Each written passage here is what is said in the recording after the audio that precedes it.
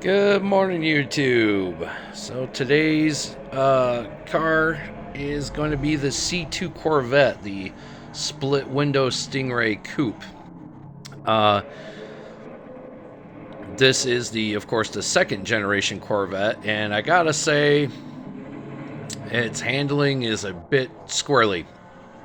Um, most of the weight obviously is in the front.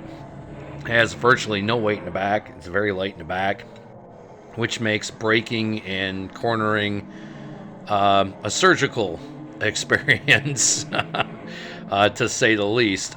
So I attempted to correct it with the usual brake balance controller set to the rear and limited slip, but when I installed a limited slip differential on the car, I got a caution sign on the performance points, and the game won't let me drive it anywhere.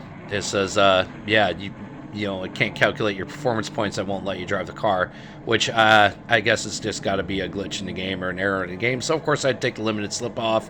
And when I did, and took the car out on a spirited little run through Grand Valley here, yeah, she's a bit wild in the rear there. She likes to slide out. So you may notice, like a lot of my other cars on the track, I decided to do a race against my cars instead, because I was so sick and tired of the computer taking literally the same friggin' cars on every race, whether it be against Sophie or just a quick race or whatever. It's always the same cars, so I got kind of tired of seeing the plain stock cars and decided to put my cars in. I think it looks a little better.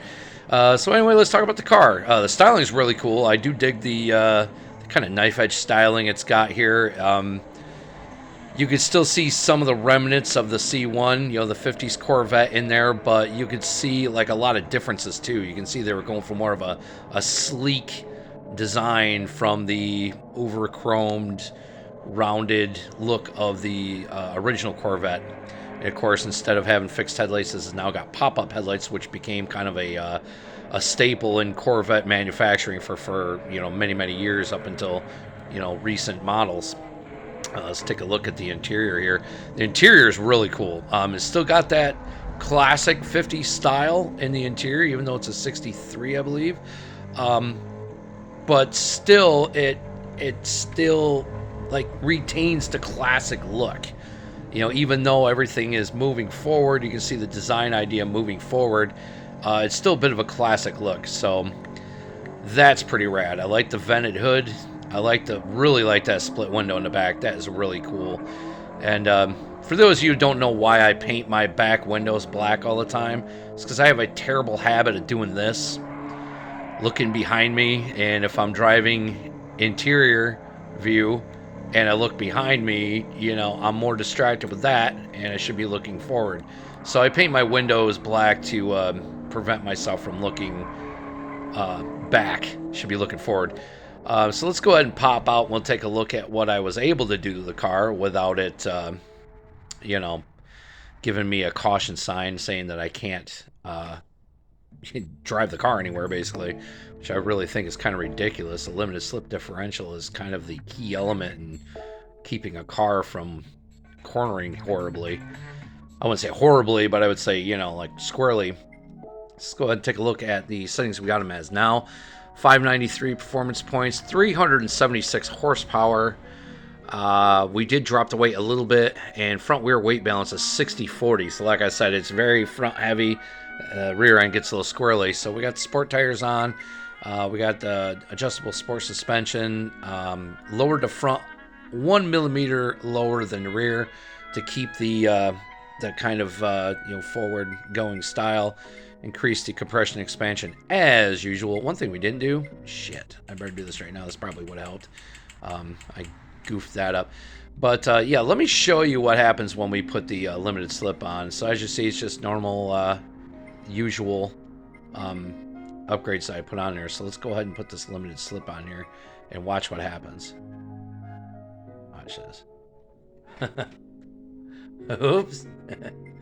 No, we're going to go out here. I just want to show you real quick what happens when we go out and try to race. I don't know if anyone else has experienced this, but this is kind of funny.